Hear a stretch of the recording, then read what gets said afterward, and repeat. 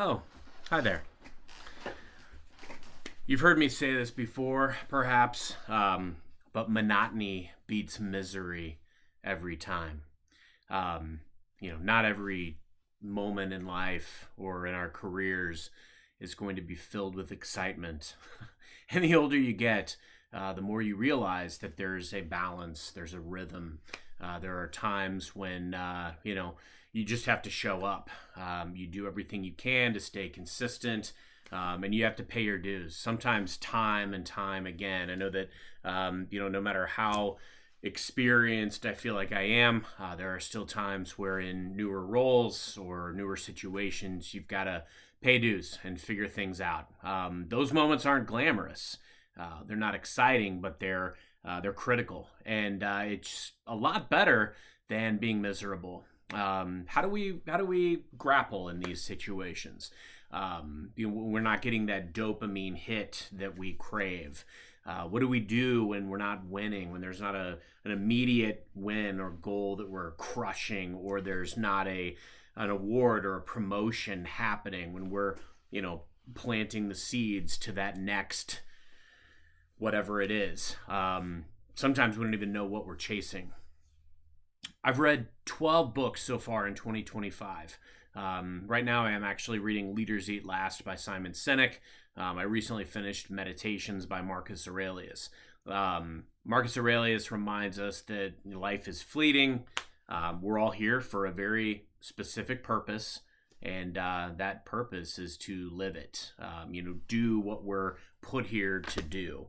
What I'm loving about Simon Sinek's books, and I've read Start With Why and The Infinite Game, but I'm also right now reading Leaders Eat Last. And he really, as part of it, breaks down some of the things that drive us, like dopamine, serotonin, oxytocin, and cortisol, and the science behind how and why we react to these things. My friend Bill Kirst always says everything that we do should be a bid to connect when it comes to meaningful relationships and how we live our purpose in our career and in our life. And I love that because it really is. It's about that feeling that we can get when we do right by others, or when we support others or help others.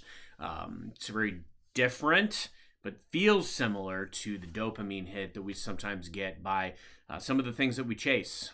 It's the same thing as getting a win at work, or getting your kid to school on time. As you get from things like gambling or alcohol. I'm doing a lot of self-reflection and introspection as I, advance through my career and navigate these sometimes monotonous waters, right? Today actually marks 150 days with no alcohol for me. That was a dopamine hit that I've used in the past. My favorite dopamine hit is still winning. But the problem is we can't win all the time. So what do we do in those moments? These are the things that have worked for me, and maybe they'll work for you too.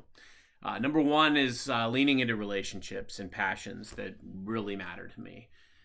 I've spent a lot of time too. One of the books that I've read recently is Secure Love by Julie Manano. I spent a lot of time really intentionally focusing on mastery of a lot of things. I've mastered a lot of components of my career. I'm really leaning into the relationships that matter. My wife, my kids, my family. Those things are important. These are the people that genuinely support you. So it's critical that we're investing in them. We take so seriously sometimes that report we have to do or that project for work. Do we take our marriage, our kids, just as importantly? We can't ever take our eye off the ball. Look at your life like a diversified stock portfolio. Where are you investing? Over time, those are the things that are going to pay dividends. It's critical that you're investing in your relationships and your passions. I like to read. I like to write. I like to, help others succeed. And those are things that I can invest in regularly. Number two, find joy in the process, even in the mundane. There's growth in the grind, just in showing up even when it's boring. Sometimes it's just about landing the step in front of you. It's hard sometimes, especially in this sometimes digital world, to just get up and go through the motions and do the same things every morning and then come sit at your laptop at your home office and dive into call after call after call after call after call. inject joy throughout the day. Might be breaking up the monotony with a run or a walk outside, or taking the dog for a walk, or listening to music while you're doing administrative tasks. There's joy in the mundane, and you just have to look for it, find it, and sometimes inject it. There's a lot of fun things that I get to do in the midst of a day, and it's great when people reach out to me that maybe I've never met or talked to, and they just want to connect. And they always say, like, there's such trepidation sometimes. They'll say things to me like, I know you're busy, and I don't want to take up too much time. Take the time. I'm blocked off on purpose. I enjoy having conversations where I can genuinely connect with other people, as opposed to just doing some of the tasks and the processes, even though those things are critical. And it helps me add some additional ability to do those things with zeal. Number 3, building community and finding camaraderie. One thing that has set me apart in my career is that I've always tried to build community, going out and seeking out the best, the people that are doing it, or the people that are doing the same tasks. Why in the world are we operating in silos? Let's go out and let's figure out what great thing my counterpart in New Jersey is doing, and what great thing my counterpart in San Francisco is doing. Let's evangelize these things, share these things. There's incredible, and it's scientific, it's oxytocin. There's incredible feeling about building community and finding camaraderie with like-minded people. We're not meant to be alone. We're built to need and seek and crave connection. Go out and find those people that are like-minded. See, I spent a lot of time clinging to people that I thought were supposed to be my friends just because we were friends 20 years ago. And it's heartbreaking to let go of that, but it's also reality. And there are people today that I've gravitated toward that have helped me on all facets of my journey, coaching and mentoring me, sponsoring me, giving me the feedback that sometimes hits between the eyes that I don't want to agree with, but they got it right.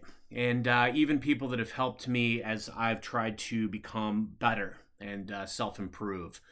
Those types of relationships are important. So keep those things in mind as you seek out others to connect with. And then number 4, redefine what a win looks like. Some days the win isn't going to be the thrill of closing the deal. It might be landing that conversation that nobody else could get.